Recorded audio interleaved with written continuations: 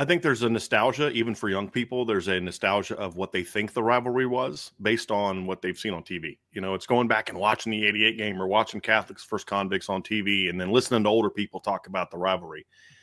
I don't know that they have an actual appreciation of it because, to be honest with you, the best game that the two teams played in the last 15 years was a year where Notre Dame went 4-8. I mean, that was the one quote unquote good game they played. I mean, Notre Dame blew Miami out in 2010.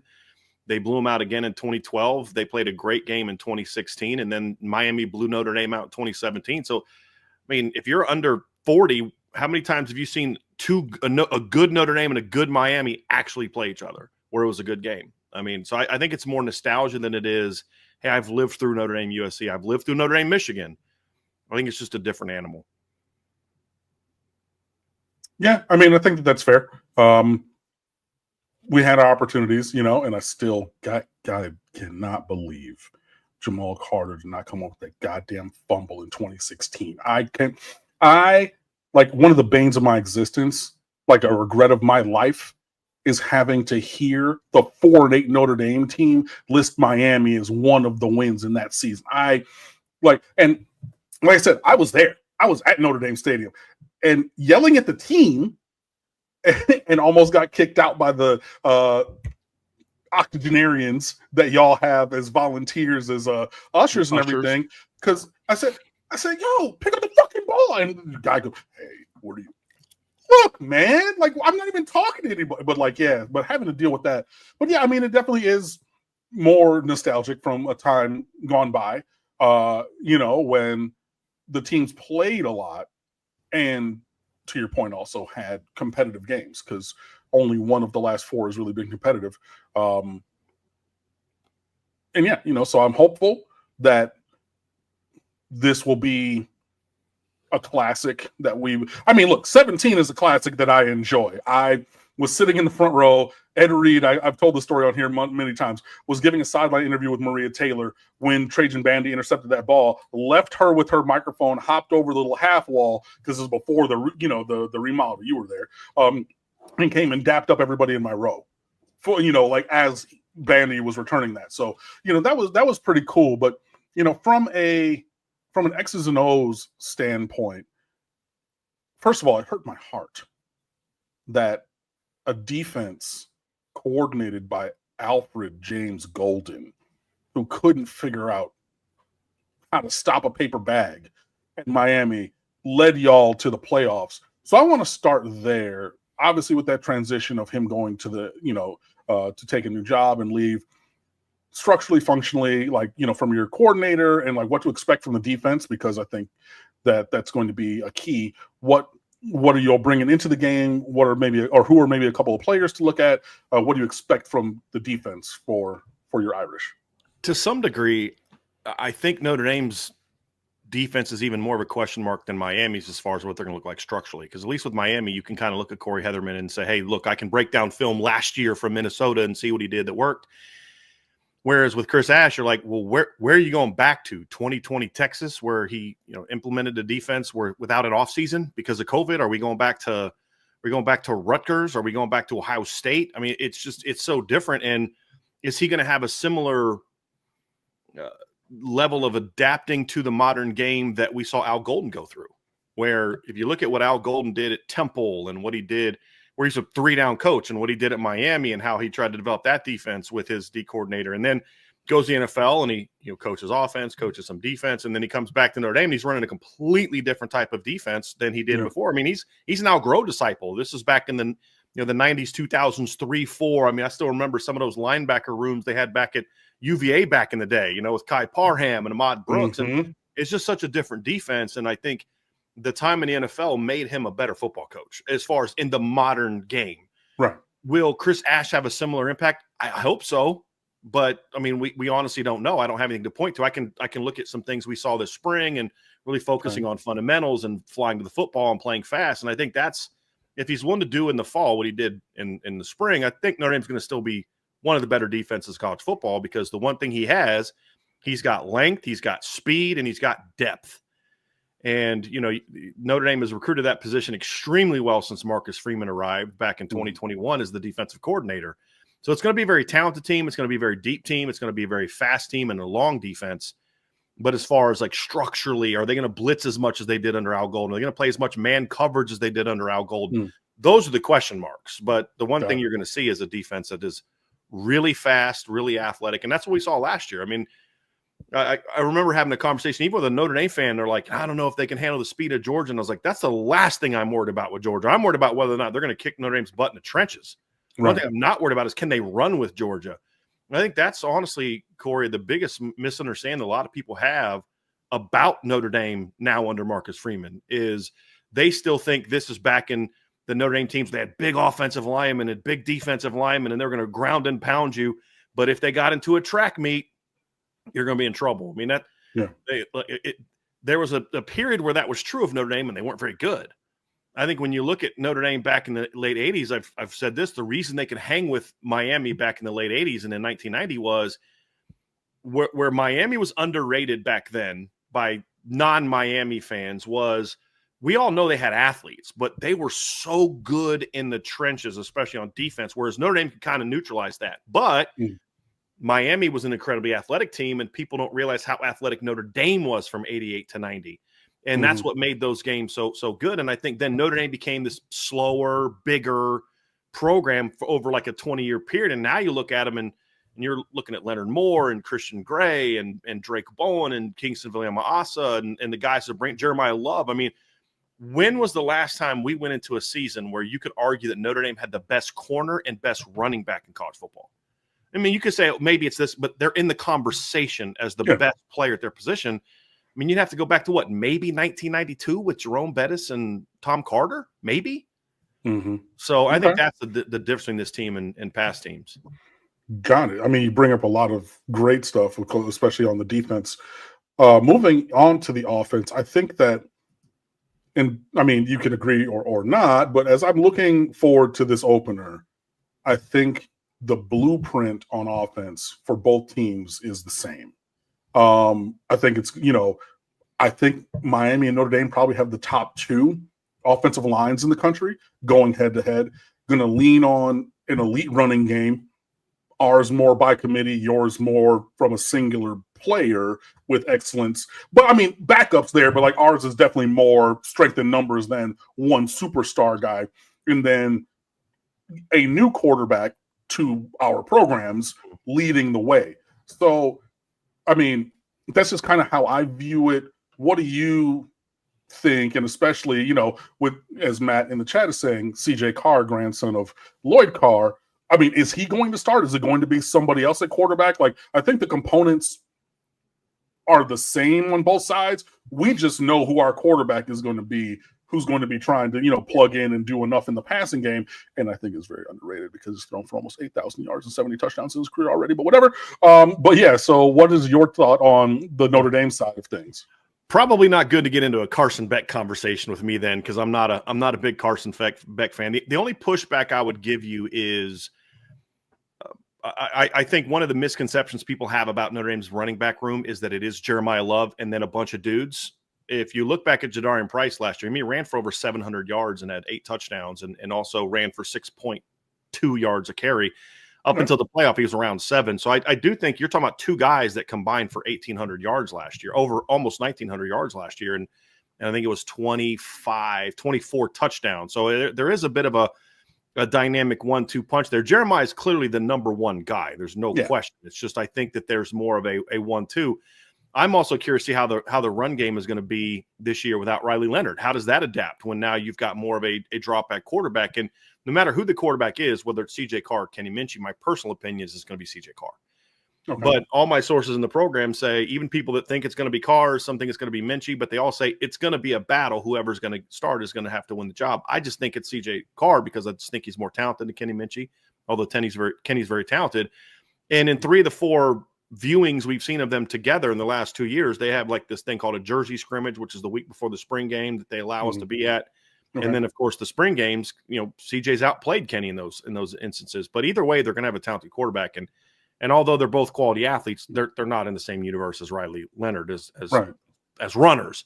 Yeah. So how are the running backs going to be without that presence to take that pressure away? I think That's going to be something to be interesting to see. But I think that's where the pass game improving is what Notre Dame's going to do. You've got Jaden Greathouse coming back, who had a breakout in the postseason. Jordan Faison comes back. And then, of course, we're bringing in, Malachi Fields, who's been one of the better receivers in the ACC the last 2 years, despite having terrible quarterback play.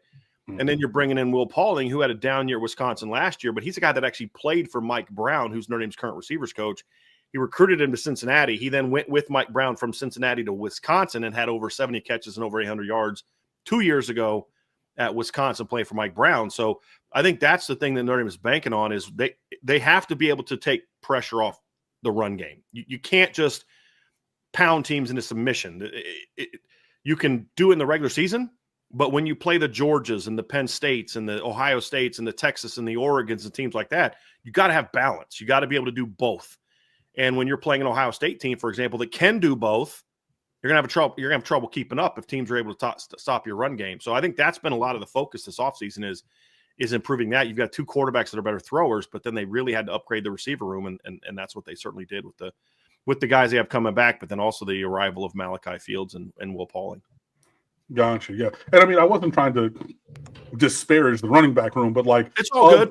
Of the 6 running backs or whatever, on like the top 3 on each roster, it's your number one, and then some other guys. Whereas ours is very much more interchangeable parts. You know what I mean? I didn't take it as an insult to Jarian Price. I just think a lot of people get so enamored of watching Jeremiah Love that they forget that this kid's a pretty good player too. And, right. And Texas A&M found that out certainly in the opener last year when he kicked off Notre Dame scoring with a 47-yard touchdown run. But I think that's what. But my point is more of that's what makes Notre Dame so good, though. How many teams can take a guy like Jeremiah Love off the field? Take the USC game for example. Jeremiah Love is killing USC in the first half. He's got 99 yards, about over 90 yards rushing. Comes out and on his first carry of the third quarter, he gets hurt. Jadarian Price steps in, and I think he had like 2 carries for -1 yards in the first half, and he ends up with 112 yards at the end of the game.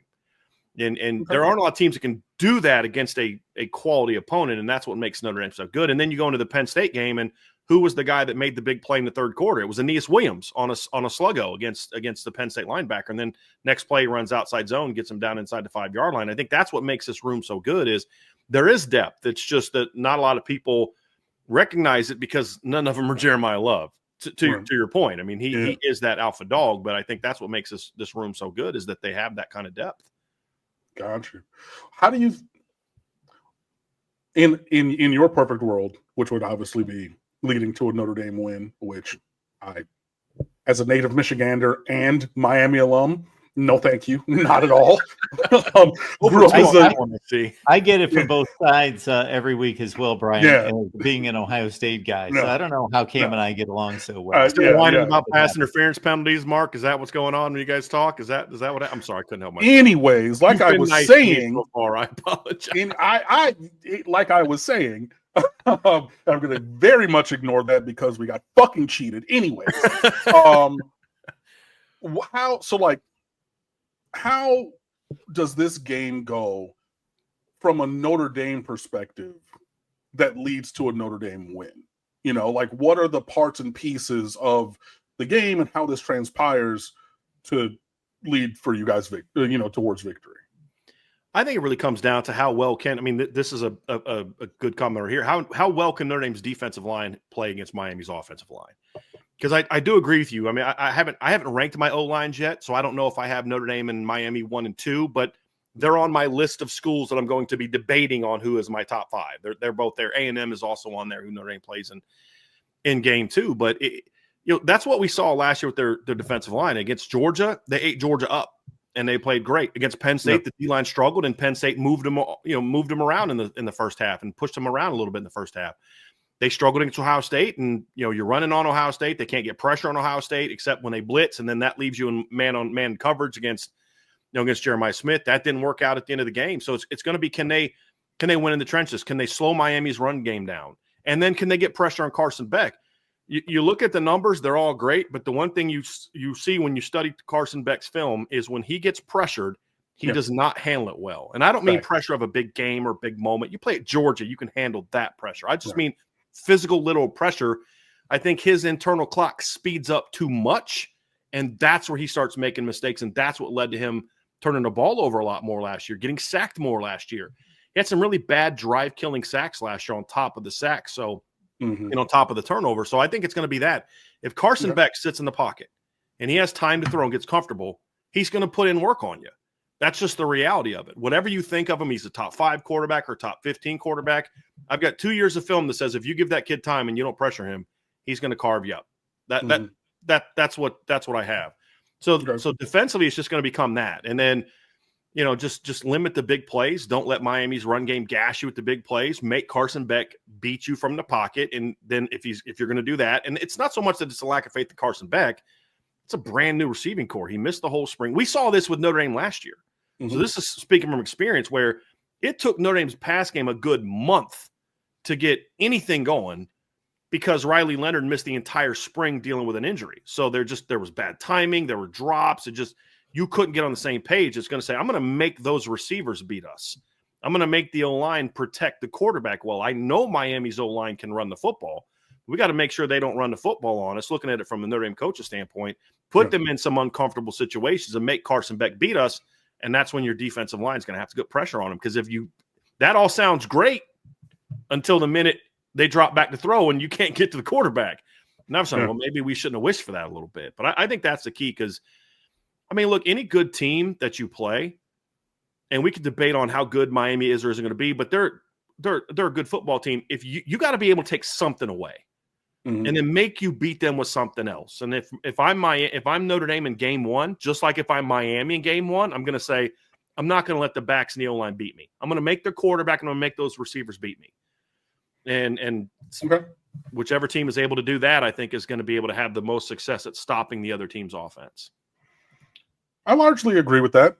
And I don't really disagree with what you're saying about Carson Beck either. I just think, and I said this, in recent weeks to Mark, I just think the pendulum has swung too far to the he's trash side. Yeah. Everyone has flaws. We know Georgia had their worst run game in 30 years. We know that their offensive line, coached by Stacy Searles, who used to coach here, really struggled despite having 5-star after 5-star after 5-star after 5-star on the entirety of their 3 deep. And Carson tried to do some things that he's not really able to do in, repetition, and you saw that go negatively. So, in the most drops in the country. Yeah. And had them on top of that, the worst drop rate. So now I'm making some plays, hitting guys in the hands. The ball still hits on the turf. What am I supposed to do? So, I hear that, but, I'm not trying to re-legislate Carson Beck's entire career.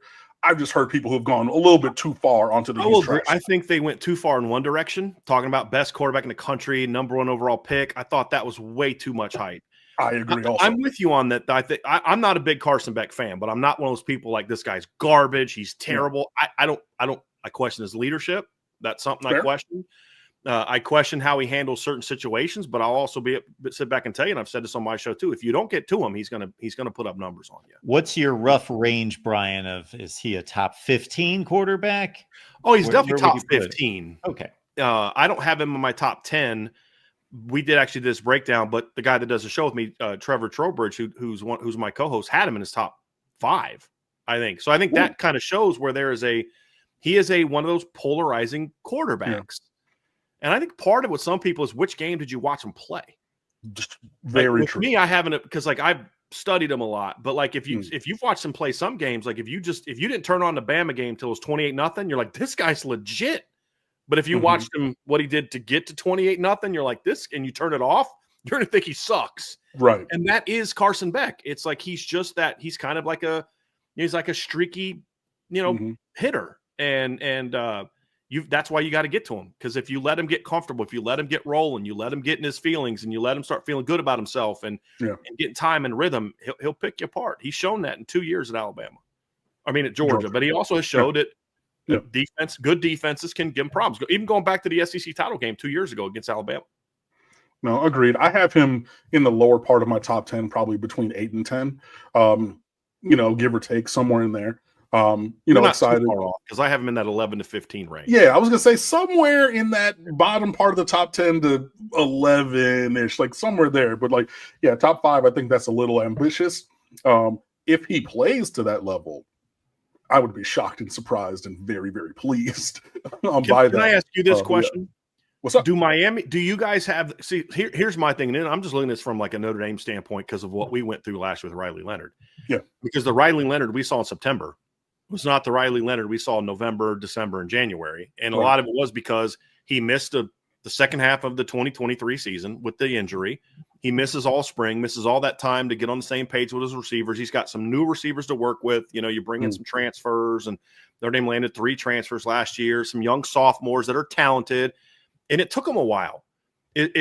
Are Miami, is there a thought that, hey, maybe whether it's with the coaching staff or the fan base that, hey, don't expect him to come out in the first 2-3 games and look like, you know, he's going to be contended for the Heisman Trophy? Is it just about, hey, weather the early storm, you know, try to get that early win, you know, and then get him going to where if you can have a 1 or fewer losses by the time you get to the middle of October, now we're going to be a problem.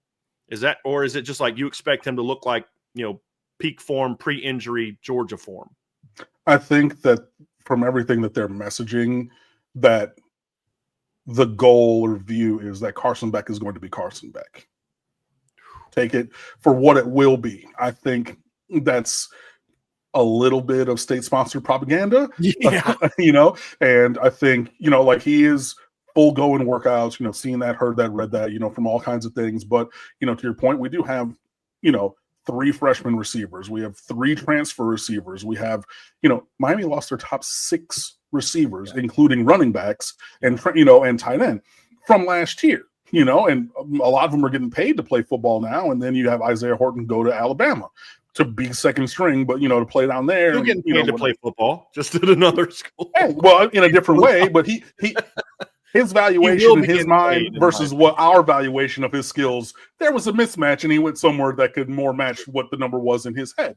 But you're turning over everything. You know, you mentioned baseball, you're changing the battery too, right? So you got a new center, even though James Brockermeyer, he's been around since 1973 and played at 17 schools, but not right? With this team and this quarterback, right. Exactly. So you get a new center, but like Miami could lose all 5 of their starting linemen from the opener to the NFL after this year, because you have, you know, a 6th-year senior, a true junior who was a 5-star in the top 3 tackle in America in Maui Noah. You have Inez Cooper, who is one of the gems of all gems and developmental guys at right guard, who is a potential top 3 round draft pick. You know, you got Matthew McCoy on the left side. You got a 6'9" monster in Markel Bell over there. So you have that. So like the structure is there to give the time that Cam Ward was afforded or similar to Carson Beck.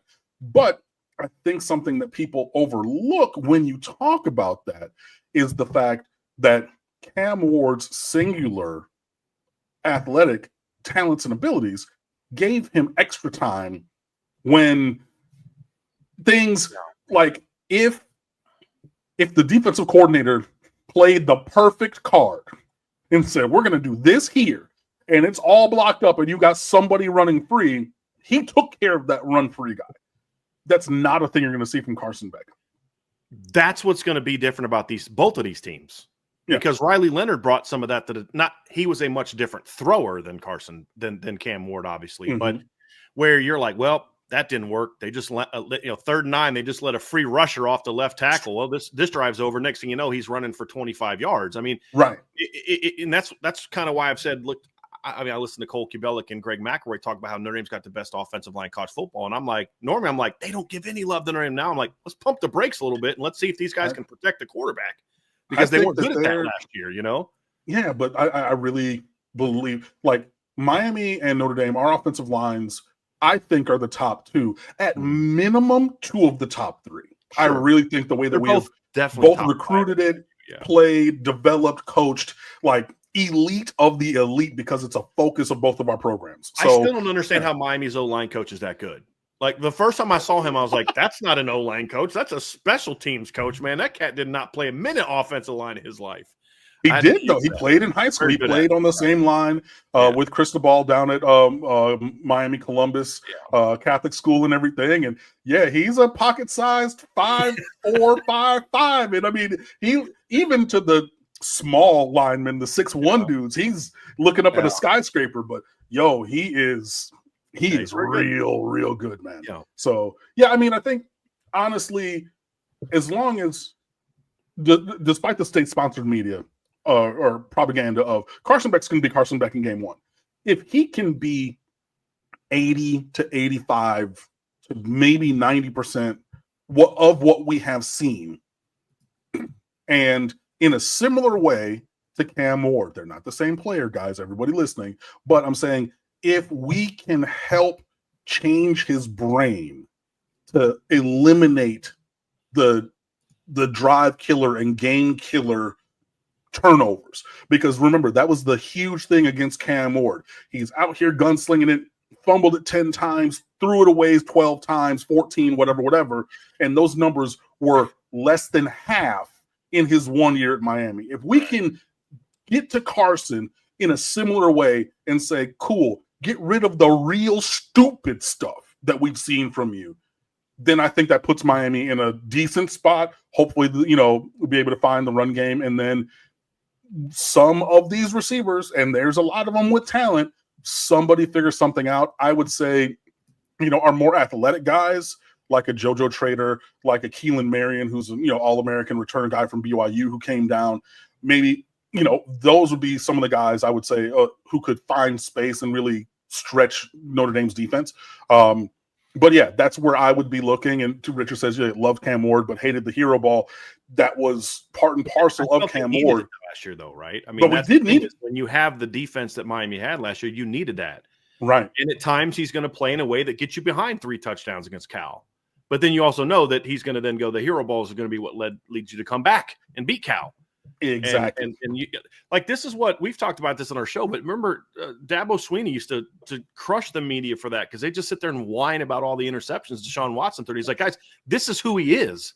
Yeah. I'm taking that because he's going to make about 10 plays in this game. They're going to help us go win that football game. And Cam brought that to the table. And I think that's why when I look at Miami, the key is, and when we did our preview of Miami, it came down to their success is going to be what happens on the other side of the ball. I mean, and just to finish off this matchup, the one thing that I think a lot of Miami fans are missing on this Notre Dame team is they don't realize this is not 10 years ago Notre Dame. This is one of the most athletic, most productive secondaries in college football. Right. And I think that's where people are missing the boat. Like this is more like 88 to 90 Notre Dame's team speed on defense, not 2010 and 2012 when Notre Dame just beat Miami up in the trenches, and in the Sun Bowl game where Miami just didn't want to be there. I mean that's sure this didn't want. You knew before in the pregame, like, this is not going to be a close game. I think I always talk about El Paso, Texas being the worst place in live. I've been there one time. My first experience 2 years ago was the first time I was there. It was very nice, but it was chilly. I mean, it was cold, and you're walking up that hill to get to the press box, and you're just like, okay, I can only imagine what this was like in 2010. But I think that's where people miss the boat. I mean, this is one of the best cornerback duos in college football coming back. And Don Schuler is a guy that Georgia offered a 7-figure deal to try to get to transfer to Georgia this offseason. And so this is a big-time secondary. And I think the pickup of Devontae Smith from Alabama at nickel, just pop into Georgia tape last year, and you're going to see how good of a player he was.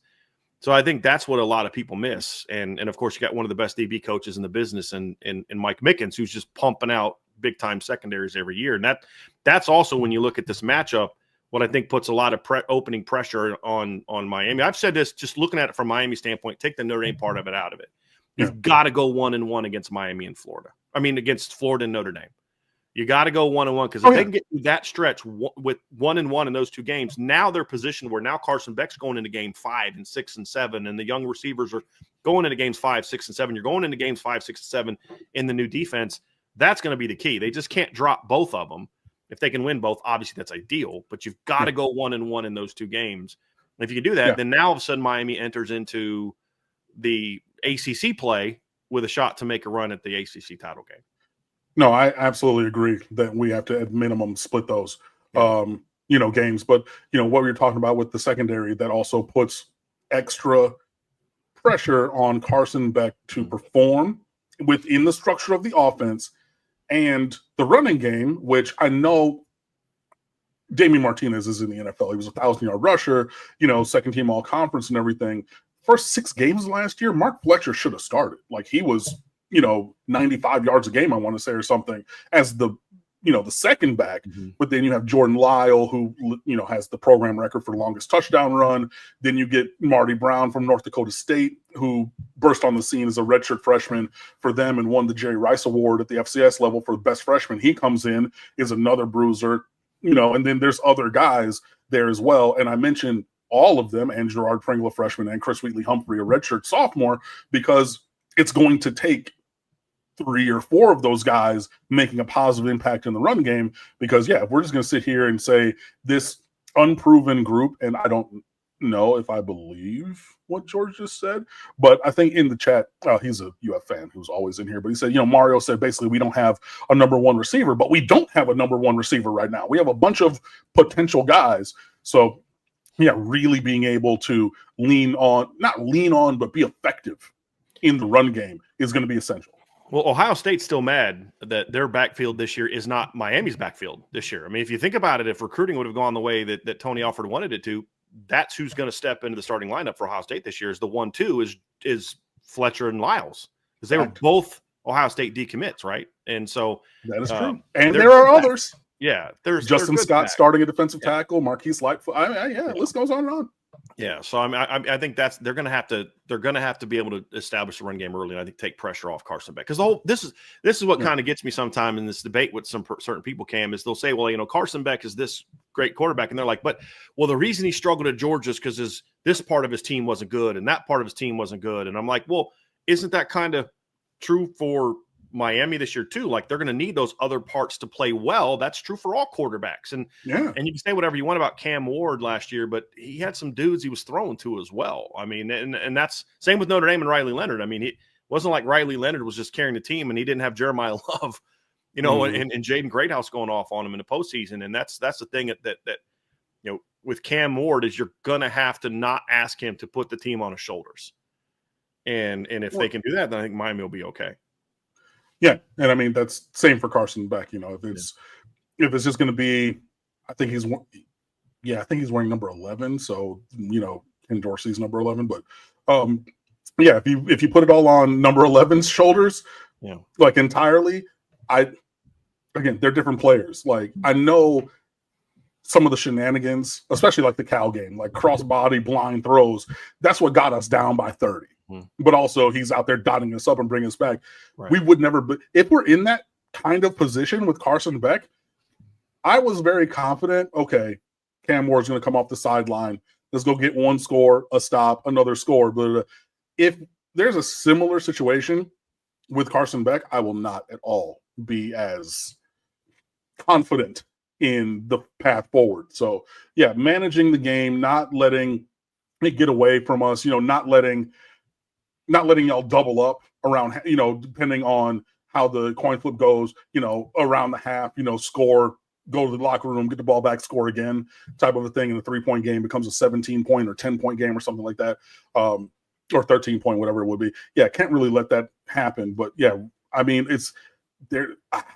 We'll see, man. I mean, especially with this defensive secondary, whereas you are very confident in what you've seen and how it's been built and how it will perform.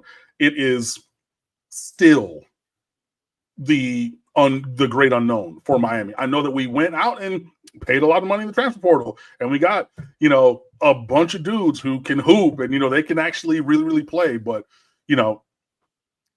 it's like Mike Tyson said, everybody's a plan until they get punched in the face. And when this team hits the field, what will actually happen? And I mean, there have been great days at Hard Rock Stadium. There have been some very bad days where we gave up almost 700 or over 700 yards rushing with a team that, hey, we thought was going to be really great. So, the secondary is going to be a big thing. We'll see which way this goes. But, I mean, I think that this is not only from a historical standpoint, but in the, universe of this season. It, as everybody's been saying in the chat, it is a tough opener, arguably the toughest opener for both teams in the country. And rightfully the Sunday night spotlight game, because I think that you really do have two teams who can and should be pushing for the college football playoff. And then, you just get the history between our teams together. So I'm very, very, very excited to see which way this goes. Brian Driscoll, Irish Breakdown. Brian, let everyone know where they can find you. Oh, You're muted. Obviously, YouTube, podcasts, Irish Breakdown. Just type it in, you'll find us. You can. We have also a channel we're launching called CFB Nation, where we put our Miami breakdown. When we did that a few weeks ago, had some Miami fans in the chat losing their mind because we didn't think Miami was going to score 50 points a game and hold people to 3. So apparently we're underrating Miami way too much. A little bit. Yeah, seriously, a little bit hyperbole there. I know, right? Seriously, the U is back, baby. And then obviously you can find me on Twitter at Coach D178. Mark's got it right there. And you can find our podcast at Irish Breakdown 1. I was still mad that somebody took Irish Breakdown, but yeah. But yeah, we've been going through like a series, and obviously we did Miami first. Yeah. And then A&M. We just finished up our Boise series. So looking at the schedule of the two teams is very interesting in my opinion, because Miami has a very interesting start. They don't leave the state of Florida till what, like November, right? And then you get middle of October. Where they don't leave the state of Florida. Not that they don't have a home game, but they don't leave because their road game in October is against Florida State. Unless you're one of those people that kind of counts that more as Alabama than Florida. No, I was just mistaken because I thought there was one a week earlier than it is. So yeah, we don't leave till November. You're right. And then you've got that really interesting stretch in November where you're on the road 3 of 5 weeks, and then you're going to play a couple of cold games at the end of the season, most likely. And then Notre Dame, obviously, I don't know that Notre Dame has any elite teams on their schedule unless A&M or Miami turns out to be elite. But there's just good teams week after week, so they both have, I think, very intriguing schedules and a lot of the same teams, which is going to get interesting when we get down to the end of the season. And I just think when I look at Notre Dame, it's like this is the kind of game you've got to finally start to win. I mean, you talk about what are the things Marcus Freeman has yet to accomplish. And I think games like this are just kind of part of that equation is, look, this is a rivalry game. You've got to get that win. You've got to be able to win your home opener. Marcus Freeman's 0-3 in home openers so far in his tenure. No, 1-2 because they beat Tennessee State in 2023. They lost to Marshall and then lost to Northern Illinois in their home openers in the past. And can you beat A&M? And then with Miami, it's kind of was last year like in this. I guess my thing was with Miami was last year more about Cam Ward, or was it about Miami ascending under Mario? And I think you could say the same about Notre Dame. Was it about Riley Leonard and Al Golden's defense or is this just the beginning of things to come? And I think that's a big question for both teams this season, which I think adds intrigue to this game, because win or lose, they both need it to be a competitive game. You've got to avoid what's happened in a lot of these matchups in recent years, and you keep it 4 quarters. Because look, if Notre Dame can get to the playoff after losing at home in week 2 to Northern Illinois, neither of these teams are getting knocked out by what happens in the opener against each other. But you've got to come out of that at least feeling like, okay, we at least did something. We made a statement. If you're Miami, hey, we played the defending national champs down to the wire, or national runners up. Excuse me, I wish. And for Notre Dame, it's like you got to do something you haven't done in a long time. Last time Notre Dame beat Miami at Miami, I don't think I was born yet. Yeah. I'm almost 50. I think it was in the 70s. Yeah, so that's just those things is, can you start to do the things that your program hasn't done in a long time? That's when you're quote unquote back is when you're doing things like that. And I mean, like, that's why I haven't said that phrase that you mockingly said earlier, because I don't believe that about Miami. I hate that phrase, but period. Whether it's Notre Dame or Texas, I can't. Notre Dame's back. Okay, then they go play Oregon State in the Fiesta Bowl, and you're like, no, they're not. It's just like just win a championship, then you're back. For teams like this, for these type of programs, right? Yeah. No, I definitely hear you. And similarly, can Miami do what Miami's not done recently? Like all the things you're talking about with Marcus Freeman and rivalry game and big game to early in the year and things like that. All of those ring true for Miami and Cristobal. Like, is this okay? We know that the defense last year was atrocious, but was it even more smoke and mirrors? And now it's 8-4 when the over under is 9.5 on or 10 on every single book. You know what I mean? Is it another year of not making it to Charlotte when you're up 21-0 at Syracuse in the second quarter and you still find a way not to get there? You know what I mean? Like, is that dude, I covered Notre Dame during the Brian Kelly era. I know exactly what you're talking about. Yeah, I know that you do, but yeah, there are a lot of those kind of similar kind of scenarios and thoughts. So yeah, I definitely agree with you from like appreciate what you said about the Notre Dame side, but yeah, the inverse is a lot true for Miami as well. So yeah, this is going to be a huge game with a lot of big stakes. I know that Mario is going to, regardless, well, it's a process and we're here and, we're going to, all that kind of stuff. But like, things have to mean something to the players and to the fans and like holistically to the program. Like, if there is no import, if there's no value to it, why are we here?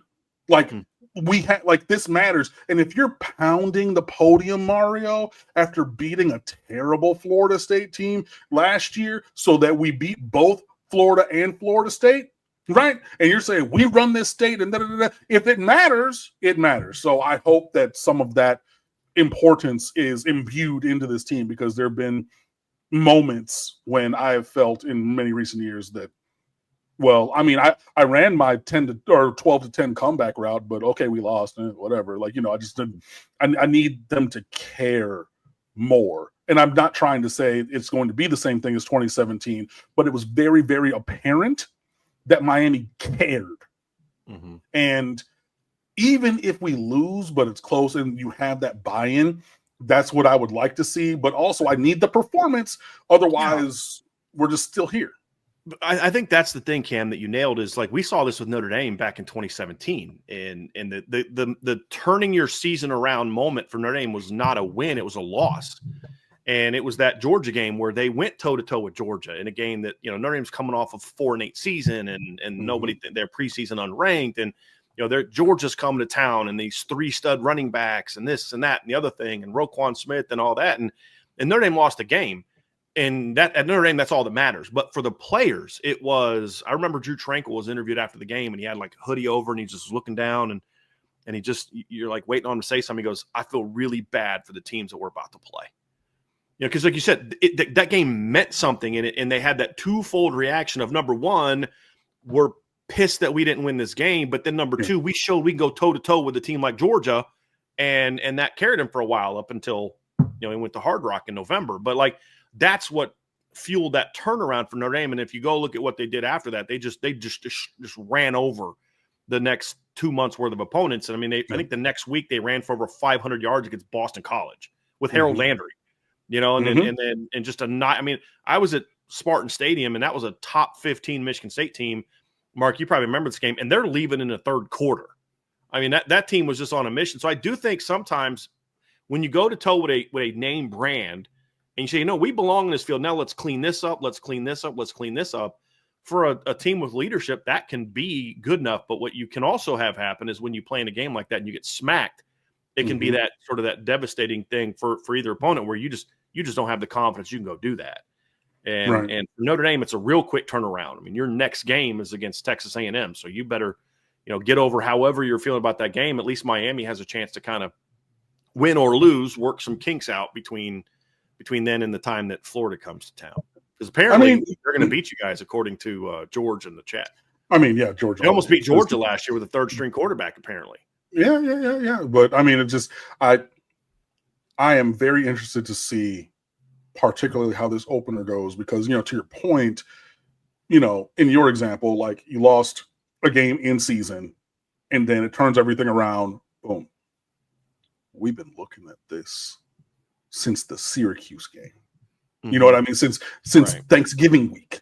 You know what I mean? Like, so if this has been our North Star to start this season, right? It's not, it's a singular moment because it's a singular game, but it's not, a championship game. But like, if this is the next thing on the horizon, right? And we've been going towards this, right? And been preaching it. We're building everything in the right direction. We're building this roster, this whole, internal operations. We had to tear it down from what was once here and everything. And we have the quarterback that we want, and we got most of the other players that we want, and we have everything that we need, and da-da-da-da-da-da-da.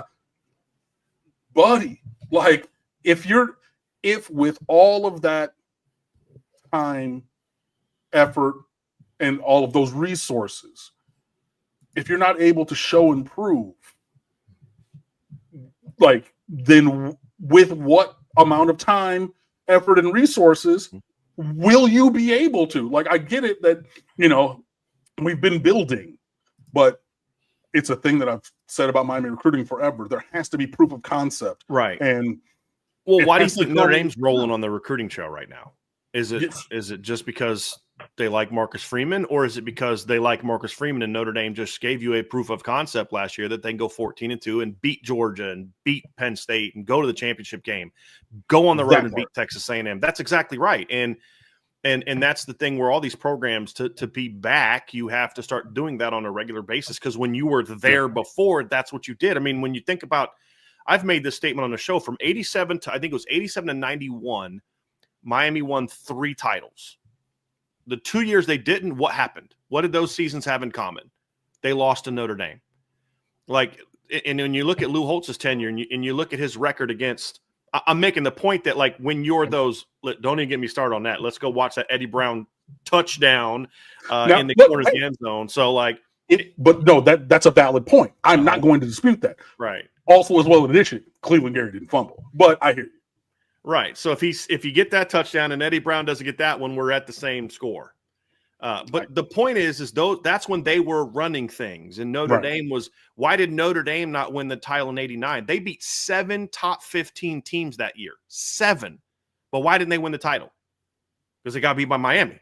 And that was my point, is when you have the next year, Miami has 2 losses, the game that kept them out of playing for the title, getting beat by Rocket in 1990. And that, my point is, when you're there, if you look at all the big wins back then, what were those teams doing? They were both independent. They were going all over the country to play everybody, and they were just whooping everybody except each other, right? I mean, and they were kind of going back and forth, and that's when you're back. You're winning titles, and I'm taking on everybody because you aren't going to beat us. If you go look at Lou Holtz's record against top 5 teams his first 7 or 8 years, it was ridiculous. It was like Urban Meyer's. That's when you're back. Right. And I think that's what Notre Dame still has to prove, but I think Notre Dame is closer to it, but that's what Miami's going to have to prove, as you said. But I think that's what makes this game big for both teams is you beat A&M last year, but all of a sudden, if you lose to Miami, then nobody cares as much about that last game. Now you've got 2 losses in a row, and and that's how fans are. But honestly, when you're a fan of Notre Dame or Miami, that's how you should be. You should hold your team to a high standard. Well, and I mean, on the flip side for Miami, I mean, you lose to Notre Dame, you got 3 losses in a row. Yeah, because then you got Syracuse bowl game, and then didn't make it to Charlotte. Although I put an asterisk on the bowl game, that wasn't going to be a competitive game if Cam Ward doesn't sit out the second half of the game. Check back in on this very show. If this were to come to pass and we lose to Notre Dame, there's not a single person in the comments who will be here who will give a single care about that ball, because it's that will turn from the asterisk of, okay, we already knew Cam Moore was going to play a half and and that's going to be then weaponized in a very, very different way. You know what I mean? So it's here's what you tell Miami fans: hey, Marcus Freeman lost his first 3 games. I mean, lost to Oklahoma State bowl game, lost to Ohio State, lost to Marshall. I mean, but at some point in time, you've got to get those wins to turn things around. Right. I mean, that's the reality. But in year 4, year 5, that's where I think can I ask you this? Because I posed this question and I didn't know the answer to this. We posed this question. We did our Miami preview.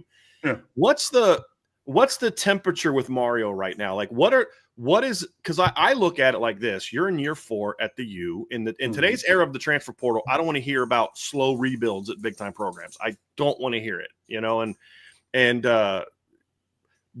like what does he need to do this year to say, hey, look, we're in good hands? We may not win it this year, because I think we would both agree that Miami's not a championship contender this year, barring some things maybe happening that, wow, that's better than we thought, or that's going a little, at least that's the way I look at it. But what does he need to do to say, hey, we're going in the right direction? Like, what is that for him this year? Or is it like, dude, he's just not it? Like, what is that for Miami this year? Honestly, like, we've been on an upward ascension, like 5 wins, 7 wins, 10. Like, if you're going to be that, Panther G just said, hey, like, Mario just won 10 games. It needs to be that or better. You know what I mean? Like, it just needs to. So just no regression. We cannot have regression. Like, I know that most books have the over-under at 9.5. Got to be over. Right. And that's my contention. And you got to make Miami's more than 9 over against the schedule they play with all that they lost last year. Then, like, and this is kind of where me and my guy Trevor go back and forth. He thinks he had Miami at 8-4. I think I had him at 9-3 or 10-2. But I think that's the key is if you don't regress with all you lost, then I do think that's actually a step in the right direction. Yes, no, absolutely. But it needs to be, honestly, 9-3. I mean, it would have to be. That's got to be the floor for you. It has to be the floor, and it has to be some kind of crazy, close losses. But like, I really am not accepting of 2 ACC losses, but then I'm very much not accepting losing to y'all and then people from Alachua County. So then is it like, do I take that and then have 1 loss and make it to Sharp? But like, even come hell or high water or whatever the formation is, I would say that 9-3 has to be the floor, and it has to be that with very like the narrative surrounding if it's 9-3, the circumstances and narratives of the 3 are uber importance, but like 10-2 being the like where the water finds its level, like that's the thing. And we've been hearing this from Mario. Cool, we needed to get the guys in. Ruben Bain's a junior this year. Or Francis Mauinoa, number 61 at right tackle. This is his last year because it's going to be a top 10 NFL draft pick. Like you had to get all these guys in. You've done that. We took the stupid losses. You didn't take a freaking knee against Georgia Tech, and everybody. My aunt, who doesn't watch sports, called me that Sunday and said, "Hey, didn't you go to Miami? Isn't that your team? What happened with that was the level of failure that was, that it hit like what ABC Morning News or whatever, Good Morning America. Good Morning America had that. That's the kind of failure. But to me, you have to hit that 10-2 is where water finds its level. You win 1 or both of these games, you find a way, and you continue to develop the guys at the positions where you really haven't, which to me are wide receiver and in the secondary, because we've had this elite level recruiting. And so you're talking about, we got all the guys, well, not all, but a lot of the guys that we wanted, they're not playing like it. They are on the defensive line. They are on the offensive line. They are intermittently linebacker, but at the, the high skill, positions, you haven't had that. But we need to see that. So all of that putting together, I think that's where it is. But in general, there's no temperature on Mario's seat. We paid way too much to get here. He's buddy with everybody in senior leadership, that bought him up off of his contract in Oregon. So he's going to be here. Now you got to show him prove with wins on the field, my guy. So at the end of the day, sorry, Mark, Miami goes 9-3. They lose a 4-quarter game against Notre Dame. Okay. Let's say they lose on the road against SMU, who's as good as they were last year, just for argument's sake. And then one of Tech or Pitt on the road at the end of the year, but you beat Florida, you beat Florida State. Do you at least say, okay, we're seeing progress? Because I think if that happens, you're seeing some young guys, your running backs, you're seeing some guys step up. Because I just look at it, I think they actually get, with the exception of Clemson, I think they get several of the best teams in the ACC this year, including a couple. And if you look at what Pitt was before Eli Holstein goes down, like, and if you want to talk about like best linebacker rooms in the country, and cats at Pitt can play now. Like, I just feel like I see a scenario where as long as they're competitive losses, I feel like, okay, I've learned something positively about Mario Cristobal. I even said about James Frank, and Mark knows I crushed James Frank, still do. But I was like, the way they lost to Notre Dame and the way they lost to Oregon, kind of said, okay, maybe that he's starting to figure it out a little bit, where his teams are a little bit more competitive in some of those moments. The only thing that would be the big negative from your 9-3 scenario is that means we're 9-2 or 8-1, or like we're 8-2 or 9-2, and then lose in November on the road to Virginia Tech a little bit. You know what I mean? Year, right? So even if we get there, right, we're in November where championships are won at either 8-2 or 9-2 in the penultimate or ultimate weeks of the season, and you still find a way to like that. So then you becomes the thorn in the side. Better to like lose to a Louisville than SMU, but then dominate. No, Louisville.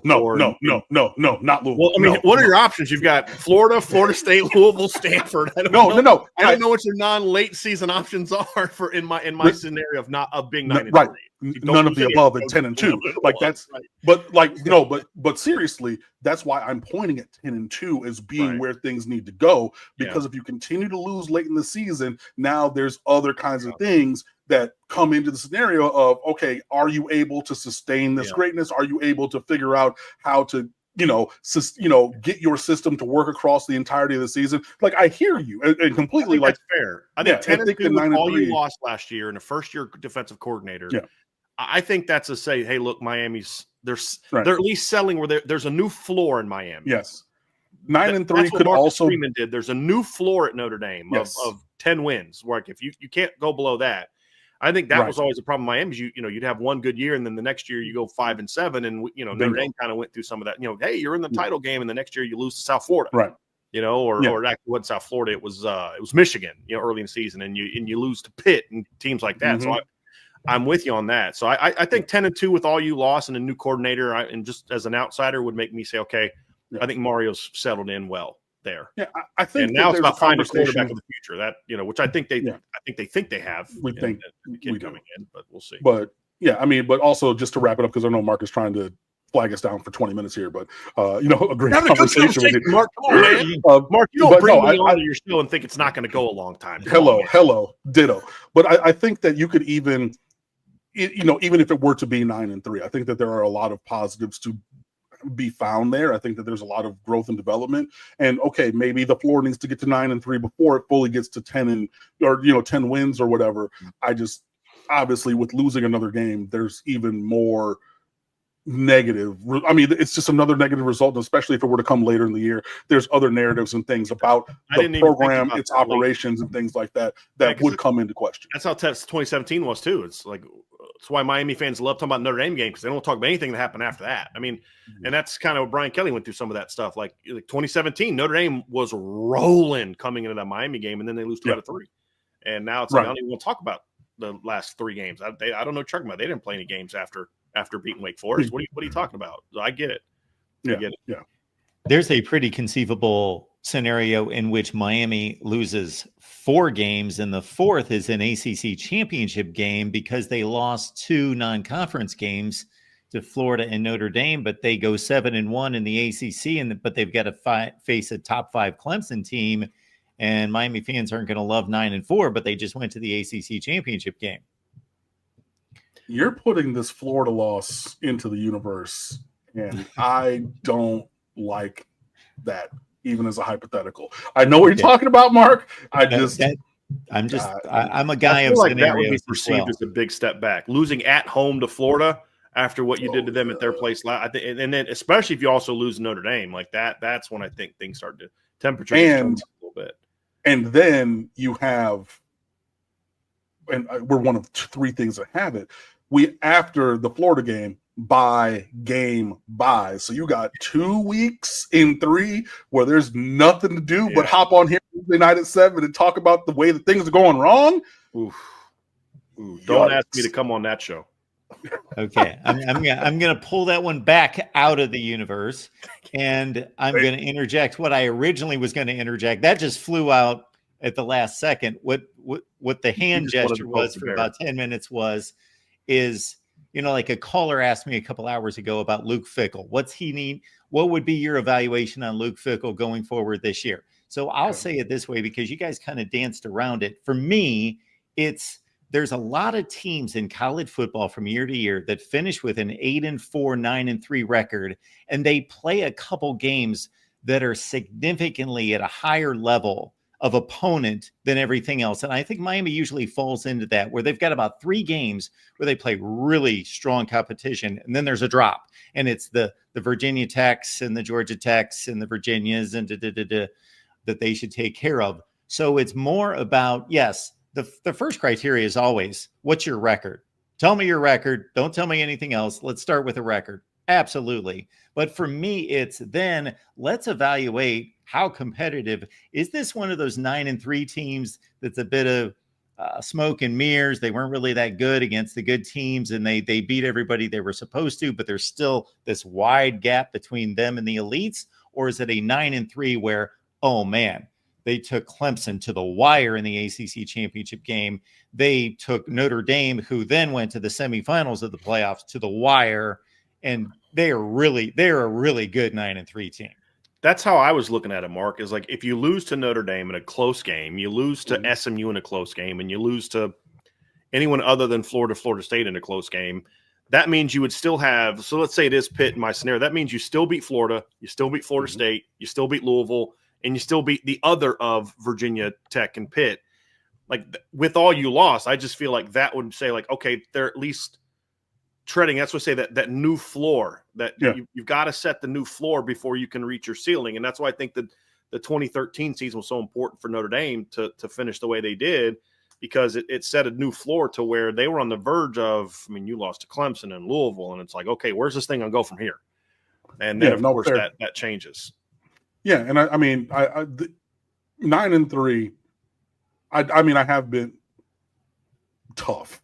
I am tough, but it is not, the sky is not falling at 9-3. Yeah. But at the level that we aspire to be, sure, when you're, between 9-3 and 10-2, we're firmly in hair splitting territory. I mean, I know I don't have any myself, but we're firmly in hair splitting territory now, and those kind of things, those small details do matter and make the difference. So, I mean, it could come to pass with that, scenario and things. And I do think that 9-3 or 10-2, somewhere in the, I mean, as long as it's on immediately either side of the over/under number, like if our over/under is 9.5, which it is, I don't need to see no 7 or 6 this year. You know what I mean? Like, isn't that what Schnellenberger did though? I mean, he set a new floor at Miami. It didn't happen overnight, but it's like, okay, 9-3, 9-2, and then you had the one small dip. And then, I mean, I think that's what you got to do at a place like this that's been down for as long as it has been. That's what Brian Kelly did at Notre Dame to a degree also. I got to give him credit for that. Is the floor was like when they went 9-4, you were kind of like, what the heck happened? And I think that's kind of where Miami is. And somebody asked, what about Notre Dame at 9-3? All heck is going to break loose, because that's the whole point is you've set the floor here. You've got to stay within that. So it's like if Notre Dame goes 9-3, well, no, the floor is you got to get back to the playoff because of what you just did. And that's the thing is once you set the floor, you've got to stay close to that. Whereas Miami going 9-3 is not a big drop off, in my opinion. Especially with all they lost. Notre Dame going 9-3 with what they have coming back is what the heck happened? What happened? We're also in a new era where a few years ago, 9-3, 10-2 was just simply a psychological thing. Oh, we want double-digit wins. It looks nicer. It looks good. 10-2 versus 9-3. We might be number 8 in the country instead of number 13 in the country. But we're looking at a very close to that being the delineation between you make the playoff, you don't make the playoff. And I know Miami missed at 10-2, but for the most part, there's a 10-2, 9-3 separation that we're going to see going forward. Right. And we're already, again, the comparison for Miami last year should have been Tennessee at 10-2. But because, say whatever you want, I know that there's Miami hatred out there. It's fine. I'm good being jerks. Like, hey, we'll be the bad boys of college football. Like, you don't got to like us, but it was just very clear up front when all of a sudden the conversation was a 10-2 Miami with a 9-3 Alabama team fresh off of getting their doors blown off by an average Oklahoma team on the road. And that's where, again, even if you're at that level of 10-2 and on the outside immediately and put below teams from other conferences with more losses, which is why we play the game, 9-3 then is it could be the scenario and we could forge a path forward. It just adds another dimension of challenge and scrutiny that you will have to overcome in team building, in recruiting, in everything going forward, because we've had the talent that we've had the last couple of years.